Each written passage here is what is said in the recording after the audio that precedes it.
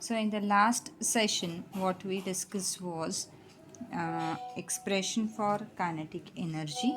So, we derived the expression for kinetic energy. Now, we'll discuss expression for potential energy. So, the next topic is expression for potential energy. So, work is equal to force into displacement. Okay. Now, guys, pay attention. Agar, so this is my object. If I push my object this way, so the displacement is this way. Okay. If I push my object this way, displacement is this way. So in this case, displacement is either this way, this way, this way, or this way. If I throw my object upwards, so the displacement is this way. If I throw my object downwards, displacement is this way. You have to understand how and when displacement is taking place. So if I push object this way, displacement is this way. If I throw object upward, displacement is in upward direction. If I throw object downwards, displacement is in downward direction. So when displacement is towards gravitational force, sign is positive. When it is upward against the gravitational force, sign is negative. So work is equal to force into displacement. Okay. So for potential energy हम लोग हमेशा ऐसा समझते हैं कि जो displacement है वो इधर ऊपर से नीचे या नीचे से ऊपर होगी. वापस पोटेंशियल एनर्जी के लिए हम लोग हमेशा ऐसा कंसिडर करते हैं कि जो डिस्प्लेसमेंट होगी ओके वो इधर अपवर्ड डायरेक्शन में होगी या फिर कौन से डायरेक्शन में होगी, डाउनवर्ड्स डायरेक्शन में होगी. Okay so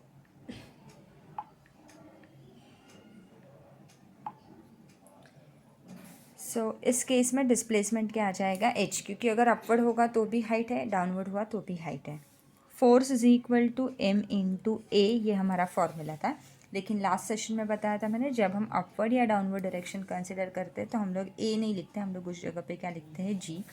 so work is equal to m g h. So expression for kinetic energy, sorry, potential energy is equal to mass into g into h, and value for g is 9.8 meters per second square. ये याद ही रखना होगा.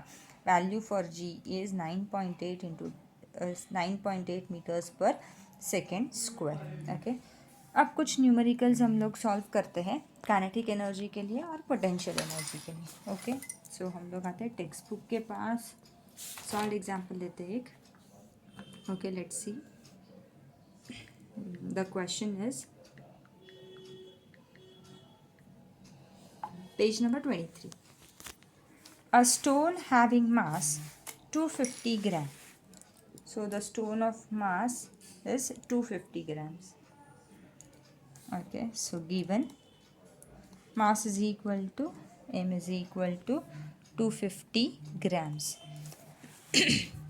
सो ग्राम है, हम लोगों को ग्राम नहीं चलता, ये CGS यूनिट है. सो 250 डिवाइडेड बाय क्या कर देंगे, 1000. सो वो हो जाएगा 0.25 kg, किलोग्राम हो जाएगा. Okay. So a stone having mass of 250 gram is falling from a height. Height यानी ऊपर से नीचे या नीचे से ऊपर. तब उन्होंने बोला is falling from a height यानी ऊपर से वो नीचे की तरफ गिर रहा है. How much kinetic energy does it have at the moment. Okay. So हम लोगों को ढूंढना क्या है, काइनेटिक एनर्जी ढूंढना है. वेलोसिटी उन्होंने दी है, वेलोसिटी कितनी दी है, 2 मीटर्स पर सेकेंड.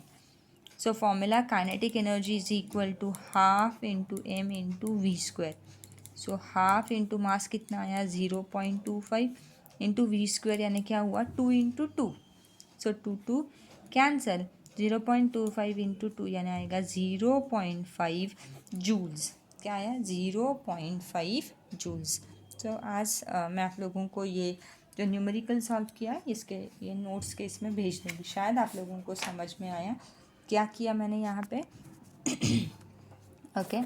सो ये जो 250 ग्राम्स था उसे केजी में कन्वर्ट किया बाय डिवाइडिंग बाय 1000. ये कन्वर्जन है, ये आप लोगों को मालूम होगा. 1000 gram is equal to 1 kilogram. और ये वी स्क्वायर यानी 2 इंटू 2, 2 कैंसिलेशन, 0.25 इंटू 2, आंसर आया 0.5 joules. So unit for kinetic energy is joule. So work के लिए और एनर्जी के लिए यूनिट्स क्या है, सेम है, ये भी हम लोगों ने देखा हुआ है। ओके, पोटेंशियल एनर्जी किस में होती है? पोटेंशियल एनर्जी ऐसे चीज़ों में होती है जो चीज़ क्या है, हम लोग बोलते हैं मोशन में नहीं है, जो चीज़ जैसे पॉज है, जो चीज़ हम लोग बोलते हैं स्टॉप्ड है। सो यू कैन से जो स्पेसिफिक स्टेट या पोजीशन में है उसमें कौन सी एनर्जी स्टोर है?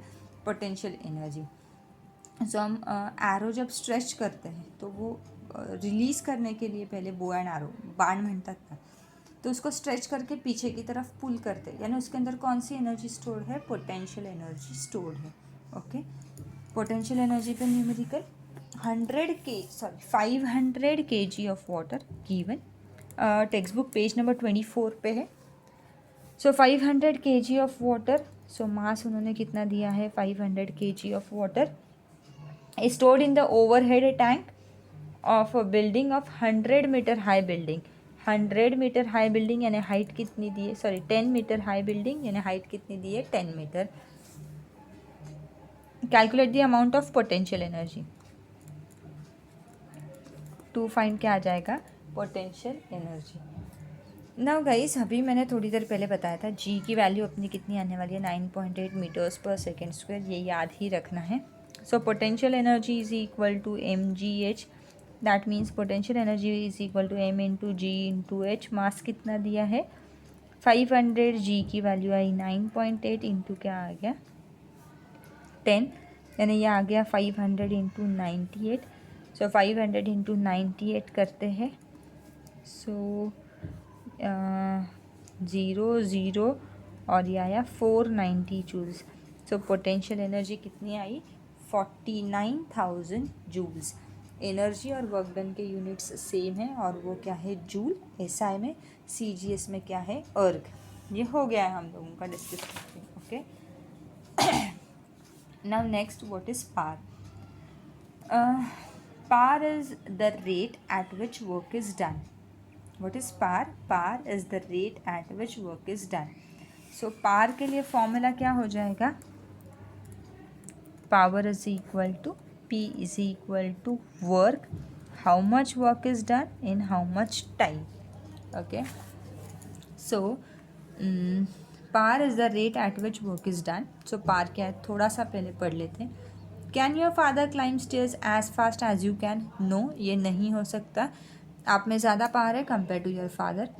Will you fill the overhead tank with the help of a bucket और an electric motor? Overhead tank यानी पानी को ऊपर की तरफ खींचना, यानी आप लोगों को इलेक्ट्रिक मोटर ज़्यादा फास्ट लगेगी। Suppose Rajshree, Yash and Ranjit have reach the top of a small hill. Rajshree went by car, Yash went by cycling and Ranjit went by walking. If all of them choose the same path, who will reach first? तो कौन, जो car से जा रहा है वो first और जो वॉकिंग से जा रहा है वो कैसा होगा? लास्ट।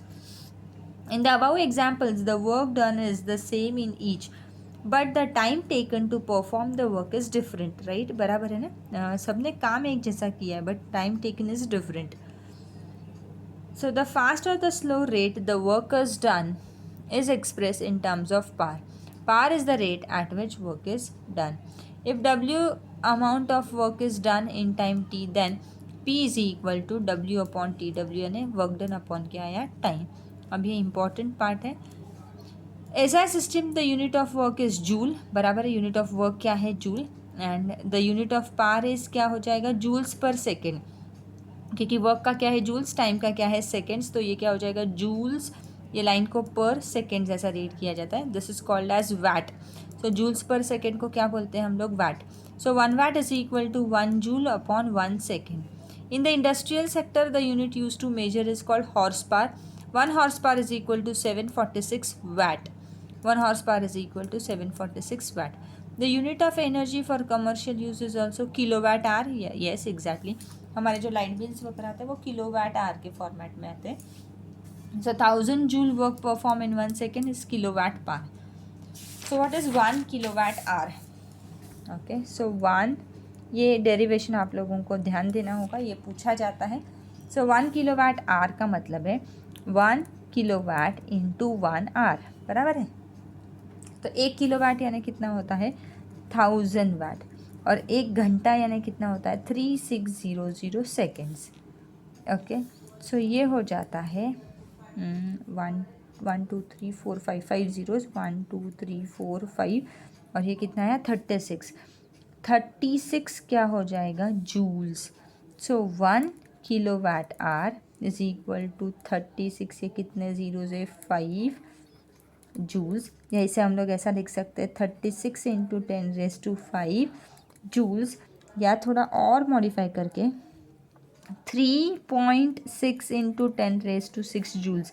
मैंने क्या किया यहाँ पे ध्यान दो, ये 36 इंटू 10⁵ था, एक डेसिमल दिया और क्या कर दिया 10⁶ कर दिया। ओके, सो 1 kWh, ये आप लोगों को MCQ में वगैरह क्वेश्चन पूछा जाता है 1 kWh यानी क्या है। सो 1 kWh यानी क्या है 3.6 इंटू 10⁶ जूल्स। MCQ यानी जहाँ पे 4 ऑप्शंस दिए होते हैं and you have to select one, वहाँ पे ये पूछा जाता है and this is important. 1 kWh को 1 यूनिट भी बोलते हैं। So it is 1 unit. Okay, so हमारे जो लाइट बिल वगैरह आते हैं वो kWh ऐसे फॉर्मेट में निकाले जाते हैं। इसके ऊपर न्यूमेरिकल आते हैं, इसका डेरिवेशन पूछा जा सकता है। MCQ के लिए ये 1 मार्क का क्वेश्चन पूछा जा सकता है। Okay, so as of now will stop here. Next session में हम लोग इसके ऊपर के न्यूमेरिकल्स कंटिन्यू करेंगे। Okay guys, so will stop here. Bye, take care.